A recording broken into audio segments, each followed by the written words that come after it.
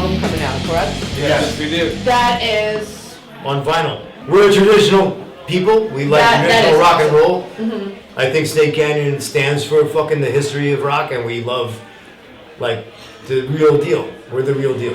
We want to have an album that we can put in our record collection. That's awesome. Instead of our fucking CDs that we might have made, because I don't have one.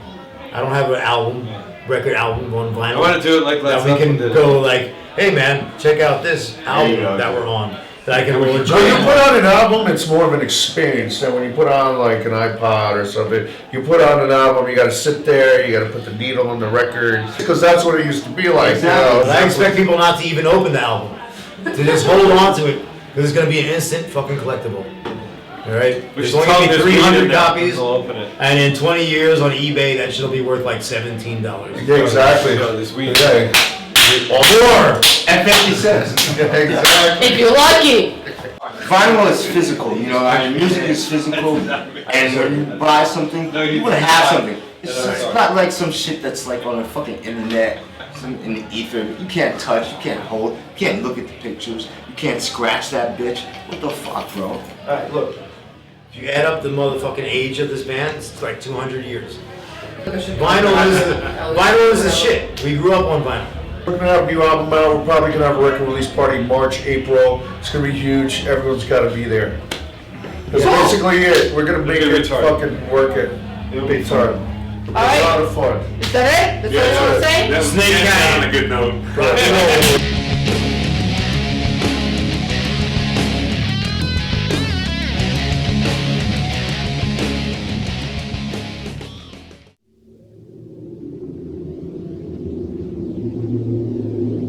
What's called life on Mars?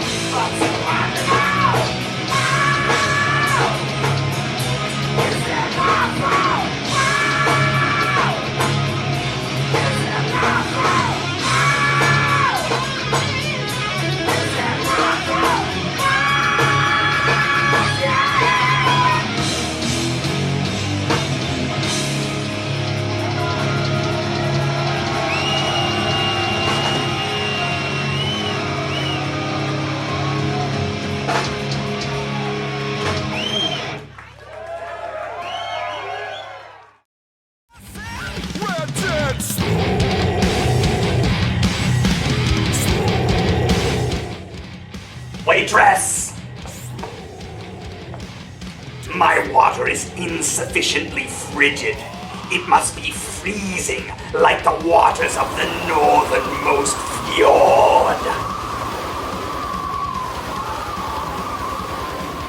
May I have some ice, please? Ice machine's broken. May I have a wedge of lemon so that my water will taste of bitterness? We don't have any lemons. You should kink your straw so it's difficult to drink from, and you're reminded of the pain in life. Great idea!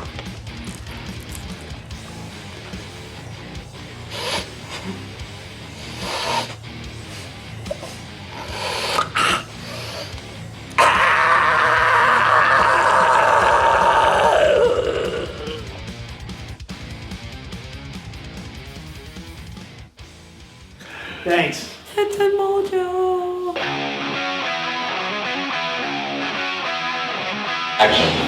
So this is Tintin Mojo. I love this guys. Please introduce yourself. Scott Lano, guitar. Bernie Pratt, lead vocalist. Stan Esposito, bass. Okay, drums. You're one of the most prominent local New York City bands, and you are what you would call the real rock and roll band. You're not metal, you don't have any gimmicks, you're not new metal. What are your influences? Why do you think that you're like this pure rock and roll style? I think when we started the band, me and Ernie together, we talked about doing a heavy electric blues band. You know, that maybe some people hadn't heard of, like the Cactus, and Free, Humble Pie, and, you know, like a lot of 70s hard rock bands that weren't really commercially successful, but stuff that we really dug, you know, some big guitar solos, cool, you know, singing, wailing singing. So we started writing songs like that, but we also realized that, you know, maybe these songs were not the right, you know, way to go. And then we brought other guys into the band, you know, Gabe and Paul and Stan. And then we wound up with the sound we have now. But it's very classic rock influenced stuff. Yeah. We're not going for being retro. It's just kind of, it's the sound we have. I mean, people could probably label us as a retro. We're just trying to be, we're all basically built upon our influences growing up as musicians. Scott's an inner city, you know, from Hoboken, New Jersey, New Yorker. You know, all these guys pretty much New York area. I'm from Huntsville, Alabama. So I came from a very country blues kind of background, and I think the reason the sound has a unique feel is because it's kind of a clash of that. It's a clash of swagger and you know, attitude, and it just, you know, it gives us a neat sound. We're not virtuosos. We're not you know, no one here in any you know, drummer, guitarist, bassist, singer. No one's amazing. But we're all. The drum is pretty good, bro. Well, we're not virtuosos, but we're showmen. We like to put on a show, and we like to make what we build upon is that we like to get our crowd into the spirit of it. You know, we're very primitive. Okay, I have a question for you, Ernie. You're known as one of the best showmen or frontmen that are out there right now. And I think I love watching you perform every time. And every time I'm like, oh yeah, I've seen Tintin Mojo like 100 times. And I keep going back and back and back. Because every time it's something different. And every time your performance is very heartfelt. Yes. It's not just, you know, oh yeah, I do this and people like me.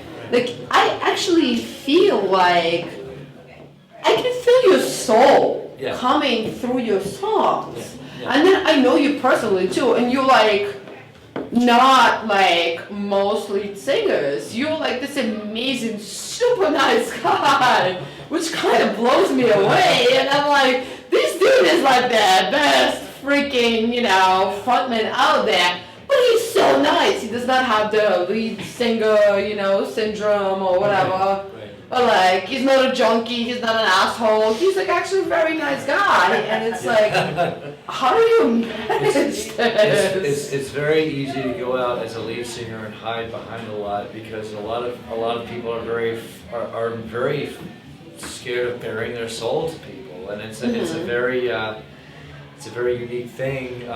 You know, like I said, my MO is to go out there and make everybody feel like sexy and beautiful. We've been doing this since we were little kids. It's our life. It's not like we're up there. We don't put this on. We're not weekend warriors. With this, we're narrators. We tell our lives through our passion, through our medium, and it's music and singing, guitar playing. It's all emotion. It's all it's all from life experiences. Stan, you are pretty new to this lovely band. How do you feel being a part of Sense and Mojo? Well, for me personally, like everything that Ernie said about songwriting and soul and spirit, it's like something that encompasses you as an individual, as an artist.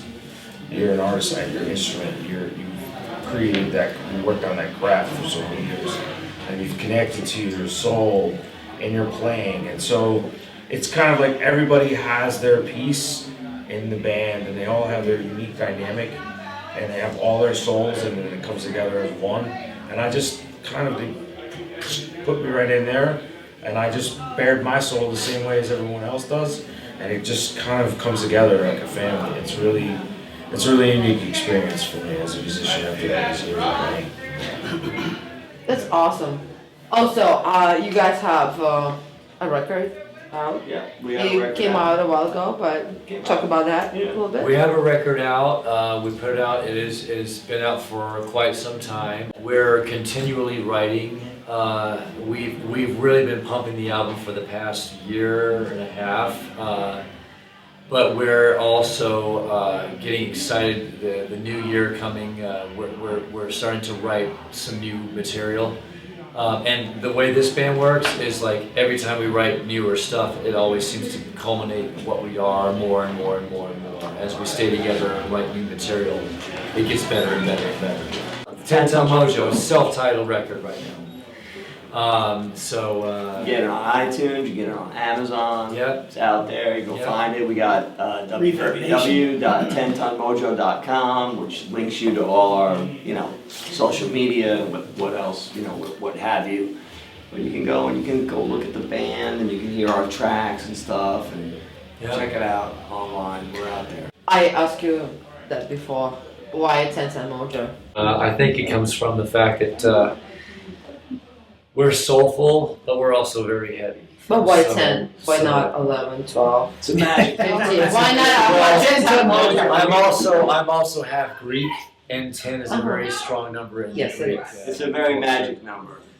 And, 3, 7, 10. And 10 Ton Mojo sounds better than 11 Ton Mojo. It just sounds better. And everybody knows what mojo is. I mean, everybody's got a mojo, man. Mojo working, got your mojo working. So you imagine having a 10-ton mojo. It's a lot of mojo.